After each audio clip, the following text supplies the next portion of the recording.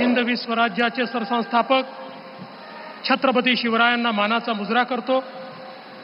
भारतीय राज्यघटनेचे शिल्पकार भारतरत्न डॉक्टर बाबासाहेब आंबेडकर यांना मानवंदना अर्पित करतो आणि आपल्या महाराष्ट्राच्या वतीनं आणि पालघरच्या वतीनं अखिल विश्वातील सर्वाधिक लोकप्रिय नेते आणि आपले प्रधानमंत्री माननीय नरेंद्र मोदीजी यांचं हार्दिक हार्दिक स्वागत करतो।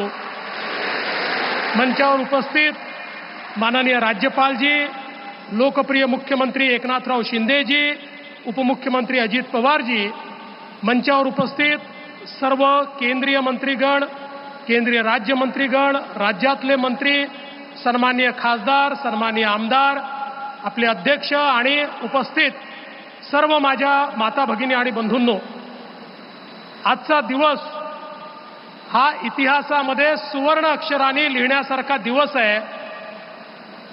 आपल्याला सगळ्यांना कल्पना आहे, मुंबई आणि हा सगळा भाग देशाची आर्थिक राजधानी झाला, कारण मुंबईमध्ये मुंबई पोर्ट आणि JNPT पोर्टमुळे आपण नंबर 1 ठरलो। आता त्याच्यापेक्षा तिप्पट मोठं वाढवण बंदर या ठिकाणी तयार होत आहे। गेले 30 वर्ष 40 वर्ष आपण नंबर 1 JNPT आणि मुंबई पोर्टमुळे राहिलो। पुढचे 50 वर्ष महाराष्ट्र पहिल्या क्रमांकावर राहील या वाढवण बंदरामुळे।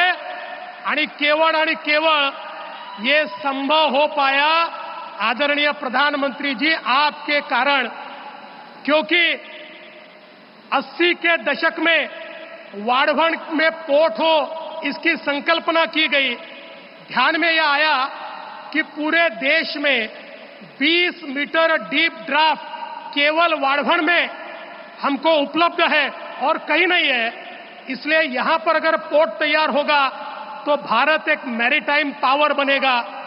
किंतु 1991 में सुप्रीम कोर्ट ने डहाणू का नोटिफिकेशन निकाला, एक कमेटी तैयार की और जन्म से पहले ही वाढवण पोर्ट की मृत्यु हो गई और उसके बाद सबने कह दिया अब ये पोर्ट बन ही नहीं सकता।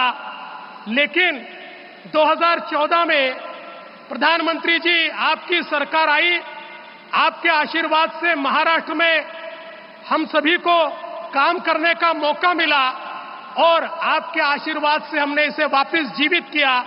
और सबसे महत्वपूर्ण कोई काम किया तो हमने नया राइट ऑफ वे ढूंढकर निकाला जो डहाणू नेचुरल अथॉरिटी के बाहर था, और एक ऐसा राइट ऑफ वे जिससे पर्यावरण को कोई धोखा नहीं हो सकता। और उसके कारण ये जो 91 का नोटिफिकेशन था, उस नोटिफिकेशन से ये वाढवण पोर्ट बाहर निकला और आपने इसको नेशनल पोर्ट का दर्जा दिया। और मुझे बहुत खुशी है, सुप्रीम कोर्ट तक हर जगह हम लोग जीतते गए और आज की ये परिस्थिति है कि वाढवण का शिलान्यास आपके हाथ से हो रहा है। और मैं ऐसा कहता हूं, किसी भी देश के इतिहास में एक ऐसा वाकया होता है जो उस देश के लिए टर्निंग पॉइंट होता है। प्रधानमंत्री जी, अगले 200 साल तक ये वाढवण का जो पोर्ट है, इस पोर्ट के कारण आपका जो नाम है वो इतिहास में दर्ज होगा कि भारत को आगे ले जाने का काम अगर किसी ने किया तो प्रधानमंत्री मोदी जी ने यहां पर किया। और इसलिए मैं उनका बहुत बहुत आभार व्यक्त करता हूं। और आज ये क्षण आ चुका है। मैं प्रधानमंत्री जी इस समय एक सुझाव देना चाहता हूं कि जिसकी फिजिबिलिटी हम लोग देखें। आप जानते हैं, दुनिया के सारे बड़े एयरपोर्ट ये रेक्लेमेशन करके इसी प्रकार से समुद्र में पोर्ट के आसपास तैयार किए हैं। मुंबई में हम आने वाले दिनों में मुंबई जो बढ़ने वाली है वो सारी की सारी इसी वसई विरार पालघर साइड में बढ़ने वाली है। हम लोग इस पोर्ट के लिए रिक्लेमेशन कर रहे हैं, उसके साथ साथ अगर हम एयरपोर्ट का भी रिक्लेमेशन करें और तीसरा एयरपोर्ट अगर इधर करें तो मैं ऐसा मानता हूं कि हम मुंबई को बदल देंगे।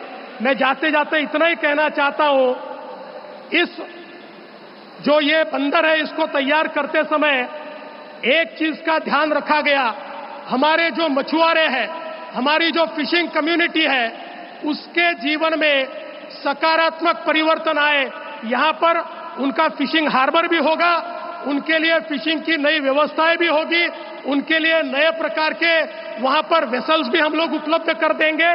और इतना ही नहीं, ये भी तय किया यहाँ के फिशरमैन और यहाँ के आदिवासियों को ही ट्रेनिंग देकर उनको ही यहाँ पर जॉब्स दिए जाएंगे। 1 लाख अवसर यहाँ पर तैयार होंगे, वो यहाँ के आदिवासियों को, यहाँ के ओबीसीज को और यहाँ के फिशरमैन को देने का निर्णय किया। और मैं जेएनपीटी का आभार व्यक्त करता हूं, उन्होंने उसका ट्रेनिंग भी शुरू कर दिया है और जल्दी ही इन सबको बहुत अच्छी नौकरियां मिलेगी। तो यहाँ की लोकल कम्युनिटी को बिल्कुल डिस्टर्ब किए बिना देश का सबसे बड़ा पोर्ट बनाने के लिए प्रधानमंत्री जी आपको बहुत बहुत धन्यवाद देता हूं और अपने शब्दों को विराम देता हूं। जय हिंद, जय महाराष्ट्र।